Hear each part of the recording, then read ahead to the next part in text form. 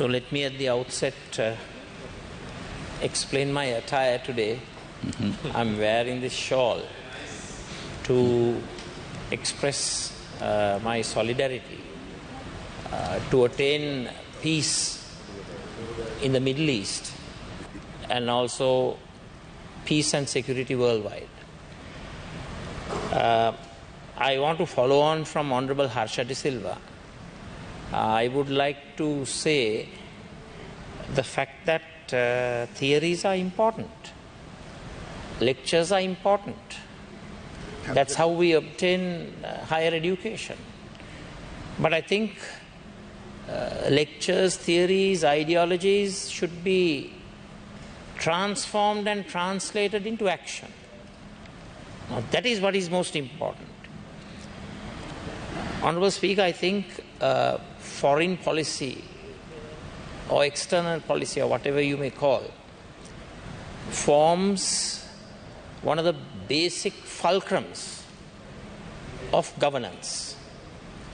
A strong, innovative, vibrant, thought-provoking, results-oriented foreign policy is of great benefit to our own nation state. Now, one of the most important international legal dictums, I will say it in Latin first, pacta sunt servanda. I'm sure Honorable Sabri is very much aware of it. The meaning of it is, thou shalt abide by one's agreements. Now here, Mr. Speaker, unfortunately, our track record in terms of abiding by agreements is quite dismal. We remember in 2019, soon after the end of the war, there was a joint statement signed by the then UN Secretary General and the then President, His Excellency Mahinda Rajapaksa. The substance of that joint statement was not implemented. The Lessons Learned and Reconciliation Commission, LLRC, the Consultation Task Force on Reconciliation Mechanisms, Udulagama Commission, Paranagama Commission. Now, in all of those instances, unfortunately, Sri Lanka abrogated its responsibility of abiding by agreements. Pacta sunt servanda. Abiding by agreements is of the essence in a credible foreign policy. In foreign policy, credibility is very important. Whether the agreements are oral or whether they are written. Now, we have been a signatory to protect human rights, civic rights, political rights, economic, social, cultural, religious rights. But unfortunately, in the domestic jurisdiction, the government has embarked on a so-called online safety bill and also an anti-terrorism bill, which destroys the very essence of democracy: freedom of speech, freedom of thought, freedom of affiliation to political parties, expressing one's vision, wishes. So I think it's very important that Sri Lankan foreign policy in actual fact walks the talk. කියන දේ කරන විදේශ ප්‍රතිපත්තියක් ක්‍රියාත්මක කිරීම අතිශයින්ම වැදගත්. The sine qua non for a successful foreign policy, the indispensable requirement for an achievement-oriented foreign policy is credibility. We need to have international credibility, and we need to have domestic credibility. So I think we have to commit ourselves to protect the human rights. Today I am wearing this shawl as a symbol of Sri Lanka's wish for international peace and security, and peace and security in the Middle East. We condemn unconditionally the attack on civilians, and those attacks perpetrated by all actors and stakeholders on both sides of the divide. We condemn those heinous attacks. අපි තරයේ ප්‍රතික්ෂේප කරනවා civil ප්‍රජාව කේන්ද්‍ර කරගෙන මේ අර්බුදේ දෙපැත්තෙම ඉන්න කණ්ඩායම් වලට civil ප්‍රජාව පලිහක් කරගෙන මේ එල්ල කරන්නා වූ මේ දැවැන්ත ප්‍රහාර වලට මව්වරුන් දරුවන් සිවිල් පුරවැසියන් මිය යෑම ඝාතනය වීම සමූල ඝාතනය සංහාරයන් ඒ සියල්ලක්ම අපි ප්‍රතික්ෂේප කරනවා. මම මේක ඇඳගෙන එනකොට ලොබි එකේ ඉඳලා එනකොට උතුර නියෝජනය කරන ගරු මහජන මන්ත්‍රීවරයෙක් මගෙන් අහුවා මේක අඳින්නේ මේ පලස්තීන ජනතාව වෙනුවෙන් විතරද කියලා. මං කිව්වා නෑ. මේක අඳින්නේ ලෝක සාමය වෙනුවෙන්.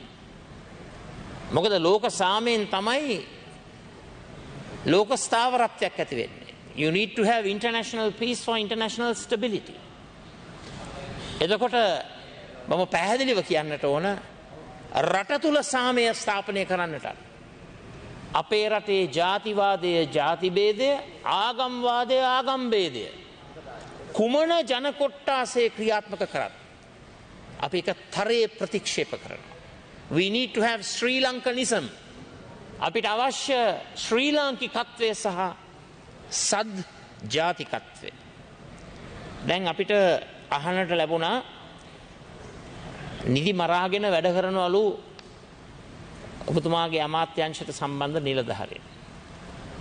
ඒ කාර්යක්ෂම සේවාවක් කරන සියලු දෙනාටම අපේ ප්‍රසාදය පළ කර සිටිනවා.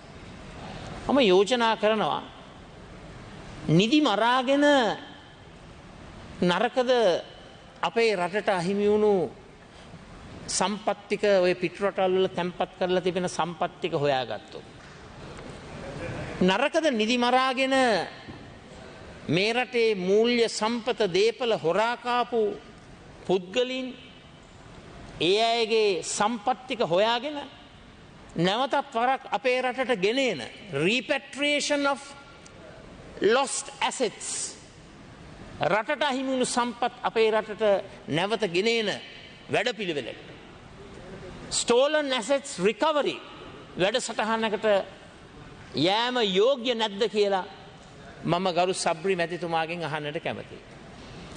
ඒ වගේම ඔබතුමා දන්නවා මං කියන්නේ මේක ඔබතුමාගේ කාලවකවානුවේ සිදු වුණයි කියලා. යම් කාලවකවානුවකදී විදේශ ප්‍රතිපත්තියේ නාමයෙන් ශ්‍රී ලංකාවේ අයිතිවාසිකම් සුරක්ෂා කිරීමේ නාමයෙන් විවිධ ලොබීස්ලට මේ රටේ මහජන සම්පත් මහජන දේපල මහජන සල්ලි ගෙවලා තියෙනවා. One good example is Zuberi. Zuberi කියන පුද්ගලයාට අපේ රටේ මුදල් ගෙව්වේ රට වෙනුවෙන් ලොබී කරන්න. හැබැයි Zuberiගේ වර්තමාන තත්ත්වය කුමක්ද කියන එක ඔබතුමා හොඳින් දන්නවා. ඇමරිකා එක්සත් ජනපදයේ ඒ නීති පද්ධතිය තුල අද Zuberiට අත්පත් වෙලා තිබෙන ඉරණ. එනිසා විශේෂයෙන්ම මේ රටේ ශ්‍රේෂ්ඨ අධිකරණය මේ රටේ ජනතාවගේ මූලික අයිතිවාසිකම් උල්ලංඝනය කිරීමට ලක් කරපු බැසිල් රාජපක්ෂ, මහින්ද රාජපක්ෂ, ගෝඨාභය රාජපක්ෂ, ආටිගල, පී.බී. ජයසුන්දර, නිවාඩ් කබ්‍රාල්, WD ලක්ෂ්මන් ඇතුළු ඒ අනිත් අය මේ රට බංකොලොත් කිරීම තුල, මේ රටේ දූෂණය, වංචාව, හොරකම ක්‍රියාත්මක කිරීම තුල ඒ අහිමි වුණු සම්පත් දේපල නැවතත් වරක් අපේ රටට ලබා ගැනීම සඳහා stolen assets recovery process එකකට ඔබතුමාගේ විදේශ අමාත්‍යාංශයේ යාන්ත්‍රණය මෙහෙවන්නේ කියලා මම ඉල්ලීමක් කරනවා. ඒ වගේම අපි හැමෝම දන්නවා සාර්ථක විදේශ ප්‍රතිපත්ති ක්‍රියාත්මක කරන රටවල් international relations විතරක් නෙවෙයි ක්‍රියාත්මක කරන්නේ. They don't just conduct international relations. Today international relations have become multifaceted. International economic relations, international commercial relations, international trade relations, international business relations, and so on and so forth. දැන් ඔබතුමා බොහොම පැහැදිලිව ප්‍රකාශ කරා විවිධ ජාත්‍යන්තර සභාවල ජයග්‍රහණ රැසක් ලැබුවයි කියලා. අපේ නියෝජිතවරුන් විවිධ ජාත්‍යන්තර සංවිධානවල ඒ ඡන්ද දින්නයි කියලා. ඒ ජයග්‍රහණය කරපු සියලු දෙනාටම අපේ සුබ පැතුම් අපි එකතු කරනවා. ඒක අපිට ගෞරවයක්. ඒක රටට ගෞරවයක්.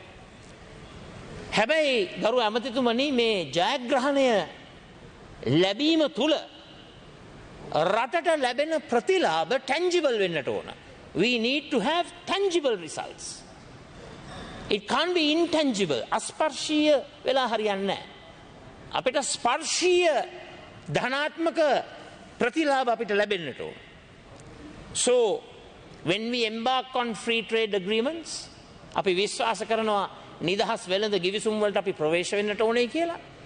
ඉවක් බවක් නැතුව FTAs අත්සන් කරන්නට බෑ. ඒවා assess කරන්නට ඕන. cost benefit analysis එකක් කරන්නට ඕන. මට අවංකවම කියන්න ගරු ඇමතිතුමා මම කවුරුත් මේ පහත හෙලනවා නෙවෙයි quantitative and qualitative analysis කරලා අවංකවම හොඳ ප්‍රශස්ත free trade agreements ක්‍රියාත්මක කරන්නට අපේම රටේ ඒ දක්ෂතාවයේ කුසලතාවයේ දැනුම තියෙනවා. Actually we don't have. We need to develop. We need to train a lot of our governmental personnel to make sure that they get agreements that are mutually advantageous to us. සාපේක්ෂ වාසි අපිට ලැබෙන්නට ඕන මේ ගිවිසුම් වලින්, මේ එකඟතාවයන් වලින්, මේ අවබෝධතාවයන් තුලින්. ඒ වගේම මම ඔබතුමා අමනාප වෙන්න එපා. මම හර්ෂ ඩිසිල්වා මැතිතුමත් එක්ක එකඟ වෙනවා. දැන් ඔබතුමා මානව අයිතිවාසිකම් ගැන කතා කරා. මානව අයිතිවාසිකම් ආරක්ෂා කිරීම ගැන කතා කරා. හැබැයි කනගාටුවෙන් හෝ කියන්නට ඕන. කොරෝනා කොවිඩ් සමයේ මේ රටේ ඉස්ලාමීය ප්‍රජාවගේ මුස්ලිම් ප්‍රජාවගේ මානව අයිතිය කඩ කරා. දැන් අපේ පැත්තේ ඉඳලා ඒ පැත්තට ගිය මහජන මන්ත්‍රීවරුත් ඇත්තටම ඒ ස්ථාවරයේ හිටියා. හැබැයි එදා මට ඇවිල්ලා කිව්වා මේ උද්ඝෝෂණයේ සංවිධානය කරාට ඔබ යන්න එපා උද්ඝෝෂණයට, අපිට සිංහල බෞද්ධ ඡන්ද නැති වෙයි කියලා. මම කිව්වා එහෙම ප්‍රතිපත්තියක අපි නැහැ.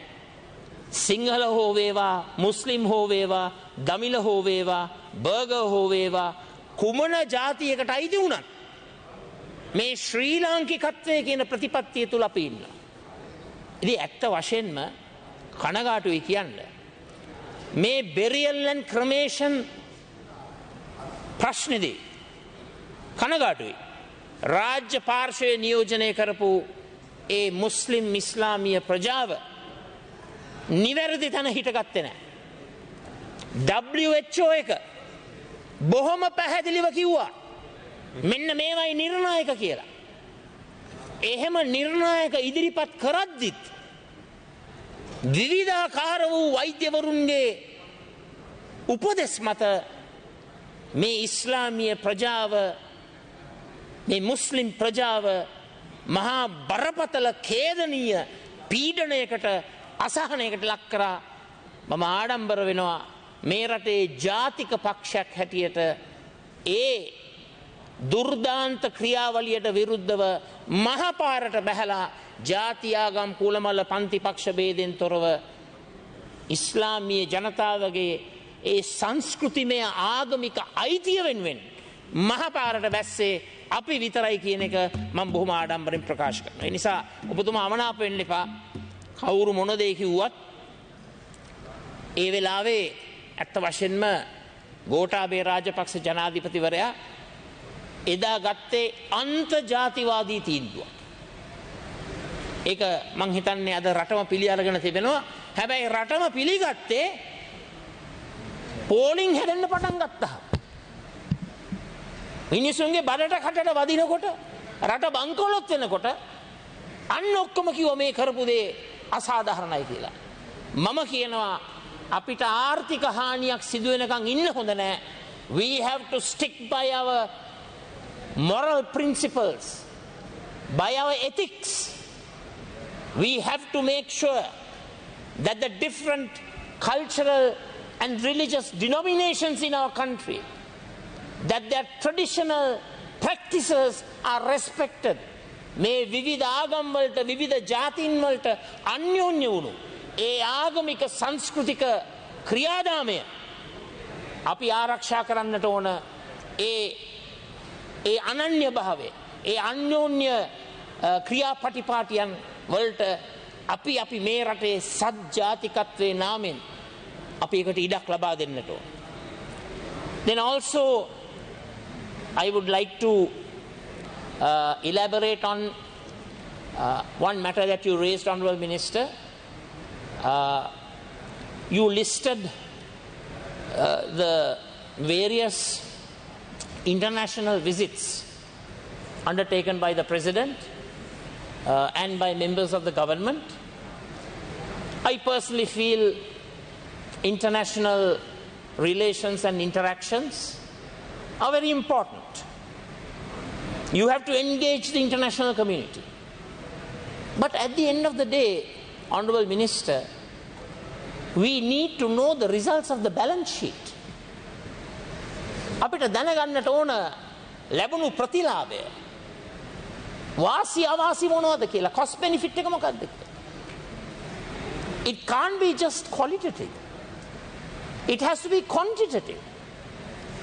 දැන් එතකොට මම අහන්න කැමති, අද ලෝකේ ප්‍රවණතාවයක් තිබෙනවා ග්‍රීන් ප්‍රතිපත්ති, හරිත ප්‍රතිපත්ති ක්‍රියාත්මක කරනකොට අපිට හම් වෙනවා විවිධ වරප්‍රසාද.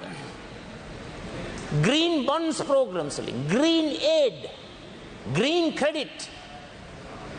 Now these are tangible benefits. We need to have tangible benefits. දැන් සමහරු කියනවා 70ක් එක ගියාලු, 80ක් එක ගියාලු. මමත් ඇත්තටම ප්‍රශ්න කරනකොට කිව්වා බහුතරයක් ගියේ ප්‍රයිවට් සෙක්ටර් ෆන්ඩින් වලින් කියලා. ඉතින් මම අහන්නේ ඒ 70 හෝ 80 හෝ 100 හෝ කවුරු හරි ගියානේ. ඒකට පිරිවැයක් දරුවානේ. ඒ පිරිවැයට සාපේක්ෂව රටට ලැබුණු වාසිය මොකද්ද? ඩොලර් සතවලින්, රුපියල් සතවලින්. එතකොට අපිට ජස්ටිෆයි කරන්නට පුළුවන් ඕනම වෙලාවක මේ අහවල් ජාත්‍යන්තර එකඟතාවය තුල අපේ රටට, please don't interrupt my speech. You can please Honourable State Minister, I respect you. I'm sure you are a decent person. I'm not going to interrupt you. You can always reply me taking your I'm not blaming anyone. It's not a blame game. I'm just expressing my thoughts. I'm just expressing my thoughts in civil language. Okay, I'm not using vulgar language as some people do because of the lack of literacy. I don't do that. So please listen and you can respond. මම අත්ත වශයෙන්ම විශ්වාස කරනවා මේක විවේචනයක් හැටියට ගණන් ගන්න එපා. මම කිව්වේ මේ ඇති වෙන අවබෝධතාවයන් වල එකගතාවයන් වල ස්පර්ශීය ප්‍රතිලාභය tangible benefit එක මේ පාර්ලිමේන්තුවට ඒ ගිය මම යෝජනා කරනවා හැකියාවක් තියෙනවා නම් මේ ට්‍රිප් එකට ගියන් පස්සේ right these are the tangible benefits I achieved ඇවිල්ලා පාර්ලිමේන්තුවට ප්‍රකාශයක් කරන එක වැදගත්. ඒක බොහෝ අවස්ථාවල බොහෝ පාර්ලිමේන්තුවල වෙනවා. ඒක යෝජනාවක්. ඒක ධනාත්මකව බාර ගන්න. මම නිකන් බොරුට විවේචනය කරේ නෑනේ. අපි නිකන් තර්කයකට කියමු ඔය 70ක් 80ක් යන්නට X ප්‍රමාණයක් වියදම් උණයි කියලා. එතකොට ඒ X ප්‍රමාණයක් වියදම් වීම හරහා ලැබුණු ප්‍රතිලාභයේ 100x වුණා නම් කාටද විවේචනය කරන්න පුළුවන්? කාටවත් විවේචනය කරන්න බෑ. ඉතින් මම මේ ඉදිරිපත් කරන්නේ බොහොම සාධනීය යෝජනාවක්. So I would like to use this opportunity, Honorable Minister, we on this side of the aisle, we believe in the two-state solution as far as the Israeli-Palestinian issue is concerned. Throughout history, you have had the War of Independence, you had the 1956 Suez War, you had the, if I remember correct, 1967 Six-Day War, 1973 Yom Kippur War, and in the latter part of the 70s and the early 80s, you had several wars in Lebanon. As a result of that, you had many agreements. You had Camp David Agreement, Oslo Accords, Abraham's Accords. Many politicians, both Israelis and Palestinian, who have been in the extremes, have come to the middle. Yasser Arafat, Camp David Agreement එකට අත්තල් දැනගත්තා. මෙනාකම් බේගින් සමග යසර් අරෆත් ආයුධ අතට අරගෙන සටන් කරපු පුද්ගලෙක්. මෙනාකම් බේගින් ඊශ්‍රායලයේ නායකයා හැටියට බොහොම යුදමය ක්‍රියාදාමයේ ශක්තිමත්ව ක්‍රියාත්මක කරපු පුද්ගලෙක්. හැබැයි කැම්ප් ඩේවිඩ් එකේදී එකට එක වුණා. ඒ වගේම ඔබතුමා දන්නවා මගේ මතක හැටියට ඒත් යසර් අරෆත් සහ yitzhak rabin එතන අන්වර් සදාත් ඊජිප්තුවේ ජනාධිපතිවරයා. ඔහුට මොකක්ද උනේ? ඔහුව වෙඩි තියලා මැරුවා අන්තවාදීන්. මොකද yitzhak rabinට උනේ? ඊශ්‍රායලයේ අග්‍රාමාත්‍යවරයා. ඔහුවත් වෙඩි තියලා මැරුවා. ඉතින් ඇත්ත වශයෙන්ම මේ පලස්තීන ප්‍රශ්නයේදී මේ සිවිල් ප්‍රජාවට මේ කොන්ෆ්ලික්ට් එකේ සිවිල් ප්‍රජාවට සිදුවෙන හානිය පිළිබඳව අපේ බලවත් කනගාටුව පළ කරනවා. Resolution 242338 කියලා internationally accepted convention එකක් තිබෙනවා, agreement එකක් තිබෙනවා, අවබෝධතාවයක් තිබෙනවා. ඒක two state solution එකක්. ඊශ්‍රායලයට බෑ බලහත්කාරයෙන් two state solution විසඳුම විනාශ කරන්නට අලුතෙන් ගිහිල්ලා occupied territories වල නව ජනාවාස හදන්න. ඒක වැරදි. ඒ වගේම නිදහස් සටනේ නාමෙන් සිවිල් ප්‍රජාව මිනිස් පලිහක් කරගෙන යුදමය ක්‍රියාදාමයන් වලට යෑමත් ඉතාමත්ම වැරදි දෙයක්. එනිසා මම පැහැදිලිව කියන්නට ඕන අද බොහෝ ලෝකයේ බලවත් රටවල් අපිට පේනවා මේ ප්‍රශ්නේදී පැති අරගෙන තිබෙනවා. ඒ පැති අරගෙන අපිට පේනවා පොඩි ඉම්බැලන්ස් එකක්. ඊශ්‍රායලයේ පැත්ත තමයි අරන් තියෙන්නේ. ඒ නිසා තමයි මම බොහොම වගකීමෙන් මේ පලස්තීන ජනතාවගේ සොලිඩැරිටි එක ඉස්මතු කරන්නට මම මේ ෂෝල් එක ඇඳගෙන ආවේ. හැබැයි අපි විශ්වාස කරනවා හොඳට අවබෝධ කරගන්න අමතක කරන්න එපා යුදෙව් ජාතිකින්ට හිට්ලර් කරපු දේ අවුෂ්විට්ස් වැනි ඒ කොන්සන්ට්‍රේෂන් කැම්ප්ස් ට්‍රෙබ්ලින්කා වැනි කොන්සන්ට්‍රේෂන් කැම්ප්ස් වල දෙවෙනි ලෝක සංග්‍රාමයේ නියුරම්බර්ග් ට්‍රයල්ස් වල අපි දන්නවා යුදෙව් ප්‍රජාවට කරපු විනාශය. හැබැයි අපි අවබෝධ කරගන්නට ඕන අරාබි සමාවෙන්ට පලස්තීන ජනතාව ජීවත් වුණු පලස්තීනය කෑලිවලට කඩලා තමයි මේ හිට්ලර්ගෙන් විනාශයට පත්වුණු යුදෙව් ප්‍රජාවට පලස්තීනයේ කොටස ලබා දුන්නේ. ඒ අසාධාරණය ඒක ලෝක සත්‍යයක්. හැබැයි දැන් අද මහ පොළොවේ යථාර්ථයක් තියෙනවා. මේ මහ පොළොවේ යථාර්ථය තුල ගාසා ස්ට්‍රිප් එක, වෙස්ට් බැංක් එක, ගෝලන් හයිට්ස් ඒවා කේන්ද්‍ර කරගෙන අපි විශ්වාස කරනවා පලස්තීන රටක් බිහි වෙන්නට ඕන. ඒ බිහි වෙන පලස්තීන රට තමන්ගේ එහා යාබද රට ඊශ්‍රායලයත් සමග සහෝදරත්වයෙන් යුදමය තත්ත්වයකින් තොරව කටයුතු කරන්නට ඕනේ කියන එකත්, ඒ වගේම ලෝකෙට අපි මේ ඉදිරිපත් කරන සංහිඳියාව අපේ රටෙත් ක්‍රියාත්මක වෙන්නට ඕන. දැන් අපිට මතකයි ජනාධිපතිතුමා කියනවා මම හිතන්නේ ගිය අවුරුද්දේ මේ අවුරුද්දේ පෙබරවාරි මාසෙ වෙනකොට උතුරු නැගෙනහිර තිබෙන ඒ ගැටලු වලට විසඳුමක් ලබා දෙනවායි කියලා. තාම මේ විසඳුම ලැබුණ නැහැ. නමුත් අපි විශ්වාස කරනවා මේ ප්‍රශ්නය ලේසි ප්‍රශ්නයක් නෙවෙයි. ඒක සංකීර්ණ ප්‍රශ්නයක්. කවුරු ආණ්ඩුවල හිටියත් ක්ෂණික විසඳුම් දෙන්න බෑ. නමුත් අපි යෝජනා කරනවා මේ උතුරේ නැගෙනහිරේ ජීවත් වෙන දමිළ මුස්ලිම් සහ සිංහල ප්‍රජාව, ඒ වගේම රටේ සෙසු ප්‍රදේශවල ජීවත් වෙන අපි සියලු දෙනාම එක්සිත්ව එක්සත්ව ඒකීය රටක් තුල ස්වෛරී ශ්‍රී ලංකාවක් ගොඩනගන්නට අපි හැම වෙලාවෙම කටයුතු කරන්නට ඕන.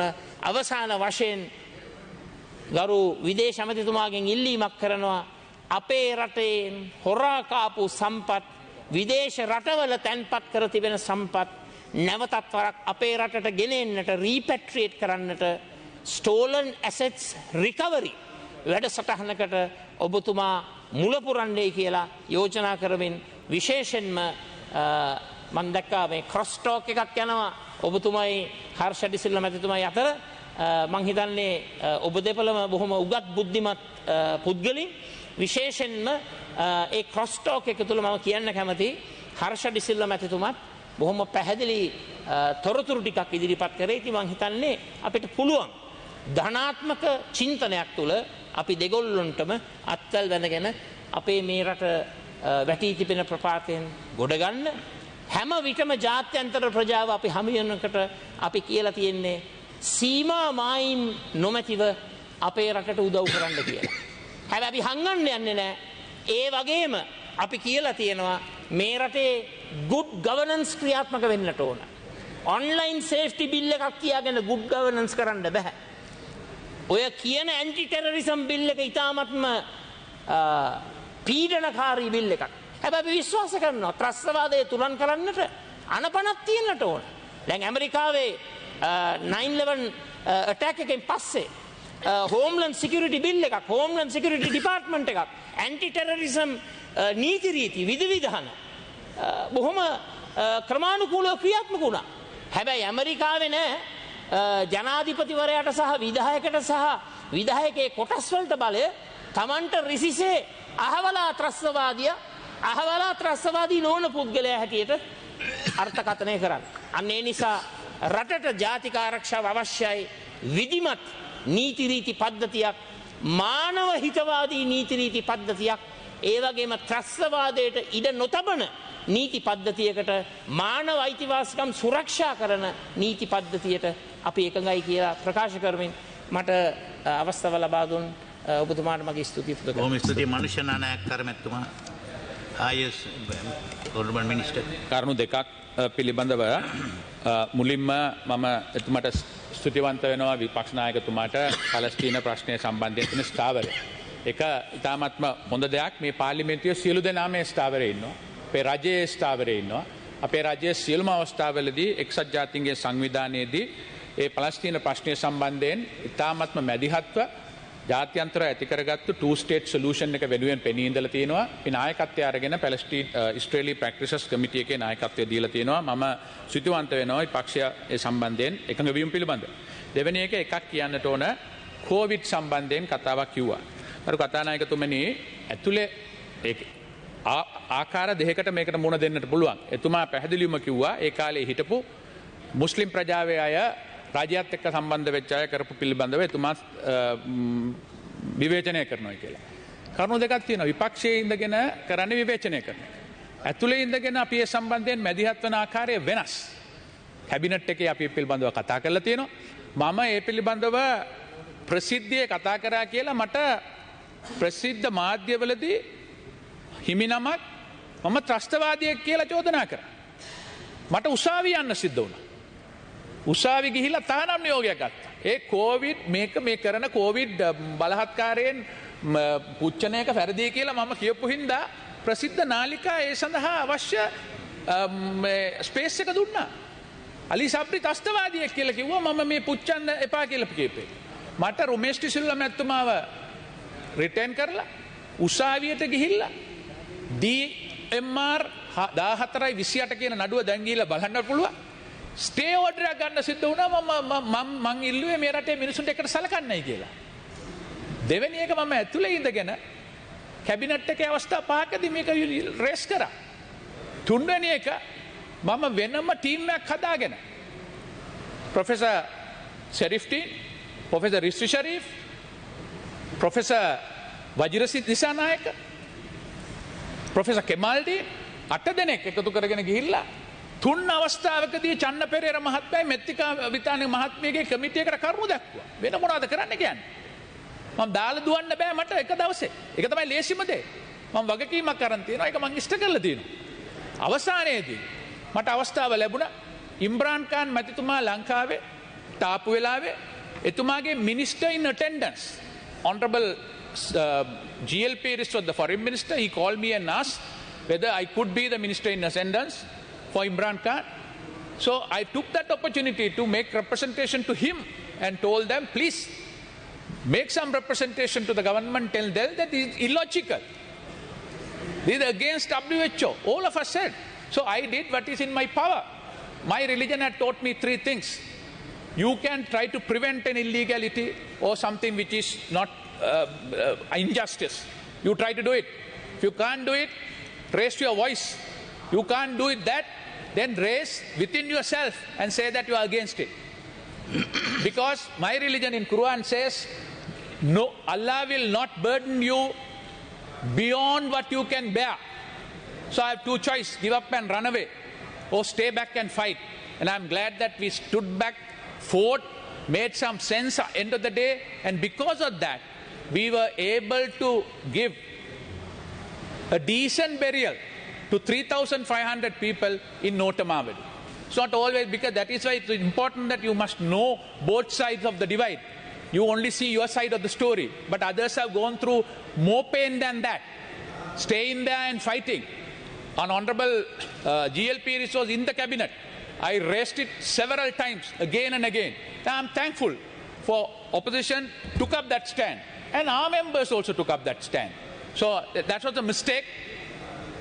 We must not commit that kind of mistake in future. Thank you. Honorable Manusha Nayakkar. Garu